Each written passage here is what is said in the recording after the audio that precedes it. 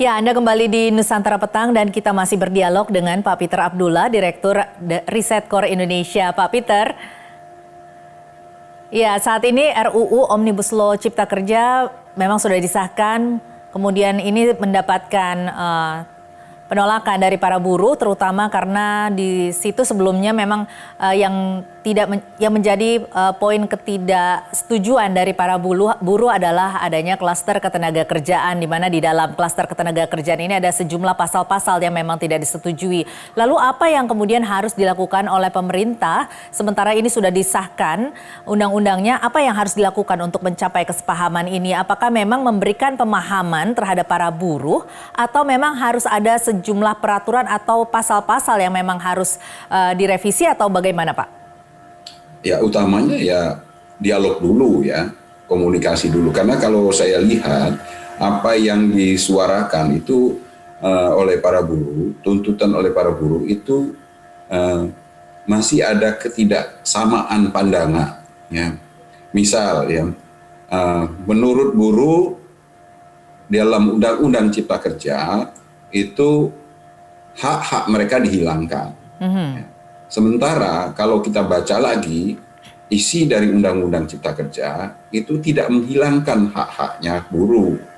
Nah, berarti kan ada perbedaan persepsi, perbedaan pemahaman atas apa yang tertuang di dalam Undang-Undang Cipta Kerja. Yang sangat diperlukan itu adalah komunikasi. Ya.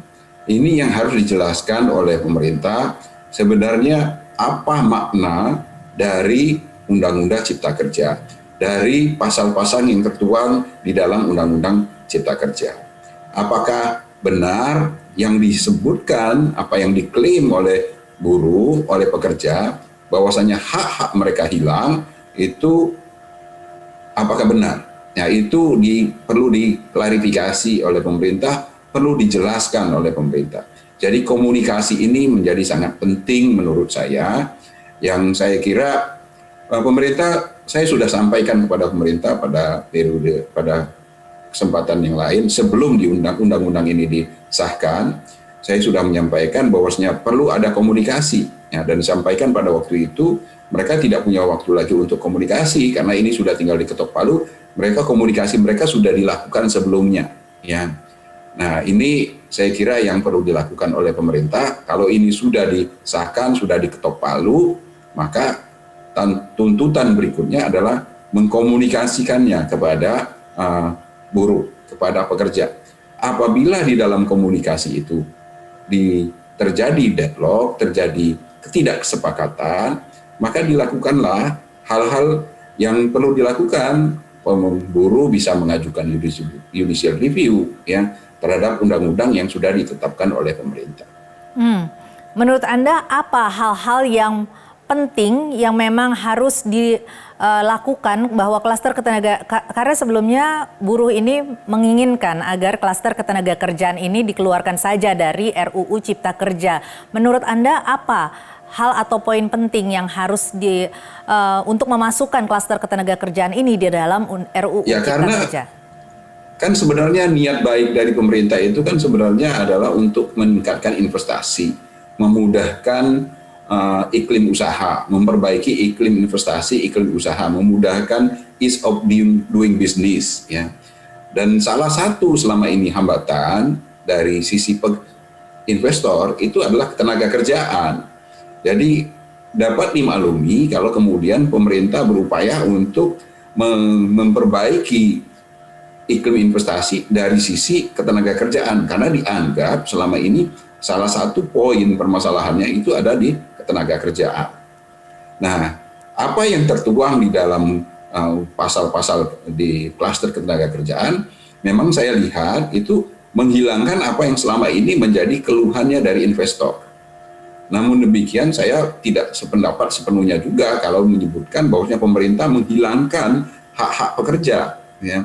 Tetapi apa yang dilakukan oleh pemerintah dan DPR di dalam Undang-Undang Cipta Kerja menghilangkan klausula atau pasal-pasal yang secara tegas menyebutkan hak-hak pekerja. Dengan menghilangkan itu, maka ada peluang pekerja ya tidak mendapatkan hak-haknya itu. Ada peluang, ya. Bukan berarti hilang. Karena misalnya ya di dalam Undang-Undang Ketenagakerjaan jelas bahwasanya waktu kerja itu ya misalnya pekerja bisa bekerja 5 hari dalam seminggu atau 6 hari dalam seminggu. Di dalam Undang-Undang Cipta Kerja hanya disebutkan bahwasanya pekerja bekerja hanya 6 hari dalam seminggu. Jadi dalam hal ini peluang pekerja untuk bekerja di 5 hari itu tidak disebutkan, ya. Bisa tetap 5 hari karena itu akan menjadi kesepakatan antara pekerja dengan investor dengan pengusahanya. Tetapi tidak disebutkan di dalam undang-undang, di dalam suatu pasal yang jelas menyebutkan hak pekerja seperti itu, menjadi peluang itu menjadi bisa dihilangkan, bisa tidak terjadi karena itu menjadi pilihan bagi investor. Nah, hal ini yang perlu dikomunikasikan antara pemerintah dan pekerja. Mungkin bisa Anda jelaskan lebih jelas lagi begitu ya Pak ya kepada pemirsa Nusantara TV yang kemungkinan juga para buruh menontonnya supaya mereka memiliki gambaran yang lebih luas lagi mengenai bagaimana dampak dari Undang-Undang Cipta Kerja ini terhadap iklim ekonomi secara nasional dan ke depannya untuk nasib mereka. Ya, kalau yang dimaksudkan oleh pemerintah niat baiknya, ya tentu niat baiknya itu bukan mengurangi atau menghilangkan haknya pekerja. Niat baik dari Cipta Kerja adalah meningkatkan investasi, dan dengan peningkatan investasi maka akan terjadi pembukaan lapangan kerja yang lebih luas. Ya, yang diuntungkan dengan pembukaan lapangan kerja yang lebih luas adalah pekerja. Ya, pemerintah sangat menyadari bahwasanya peningkatan angkatan kerja kita dalam 1 tahun itu di kisaran 3 juta jiwa. Ya, angkatan kerja baru yang membutuhkan lapangan kerja baru. Dan oleh karena itu memerlukan investasi. Untuk mendorong investasi yang besar guna menciptakan lapangan kerja sebanyak setidak-tidaknya 3 juta lapangan kerja dalam setahun, itu memerlukan investasi yang sangat besar. Oleh karena itulah diperlukan satu undang-undang yang bisa mengatasi semua permasalahan investasi yang menjadi hambatan selama ini. Nah, tapi kita tahu ya ternyata Undang-Undang Cipta Kerja ini walaupun niatnya baik kemudian tidak bisa ditanggapi, bisa diterima oleh pekerja itu sendiri. Ya. Nah, inilah yang saya kira perlu dikomunikasikan.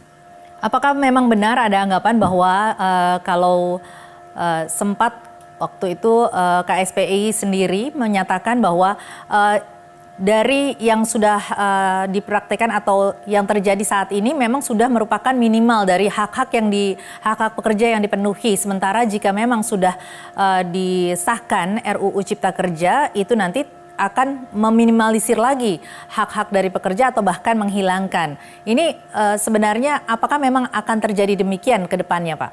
Nah, itu yang menurut saya tidak sepenuhnya benar. Ya. Misal ya, contoh misalnya disebutkan bahwasanya pemerintah menurunkan hak pesangon dari pekerja yang tadinya sebesar 32 kali gaji itu hanya menjadi 25 kali gaji misalnya. Itu benar memang diturunkan menjadi 25 kali, tetapi yang sisanya ya itu tidak dihilangkan tetapi diganti ya. Pemerintah yang tadinya menjadi bebannya pengusaha itu beralih menjadi bebannya pemerintah, yaitu dalam hal ini berganti menjadi jaminan kehilangan pekerjaan ya yang dibayarkan melalui BPJS Ketenagakerjaan. Hal ini kan berarti sebenarnya pemerintah berusaha untuk tidak menghilangkan hak pekerja, tetapi di sisi lain mengurangi beban dari pengusaha ya. Memang ini ada pro cons-nya, ada menjadi sebuah hal yang perlu didiskusikan lebih lanjut karena tadinya beban pengusaha sekarang menjadi bebannya pemerintah. Tetapi intinya adalah hak dari pekerja diupayakan oleh pemerintah untuk tidak dikurangi, tidak dihilangkan.